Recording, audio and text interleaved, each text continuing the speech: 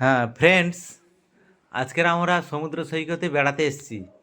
বেড়াতে এসে একটা জিনিস লক্ষ্য করলাম যে আজকের আমরা যে সমুদ্র সৈকতে যতজন পিকনিক করছে, কেউ জলের বোতল, কেউ হয়তো একটা প্লাস্টিকের ব্যাগ, কেউ হয়তো একটা যেগুলো বজ্র পদার্থ আমরা ফেলে দিই, সেইগুলো কিন্তু কেউ কেউ কুড়ানোর জন্য সবসময় ব্যস্ত থাকে, কেননা ওইগুলো বিক্রি করে তার জীবন জীবিকা নির্বাহ করে।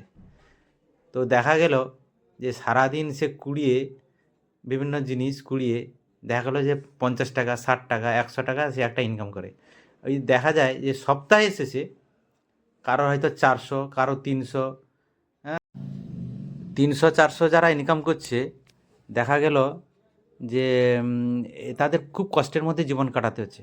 আবার একটা জায়গায় দেখেছি, কোনো কোনো জায়গায় যে কোনো ভিখারি বসে আছে, একজন হয়তো পয়সাওয়ালা লোক এসে গেল, সে এসে এক চুটকিতে 1000 টাকা একটা দান করে দিয়ে চলে গেল। এরকম দেখেছি, অনেক কাপড়ও দিয়ে দেয়, টাকাও দেয়।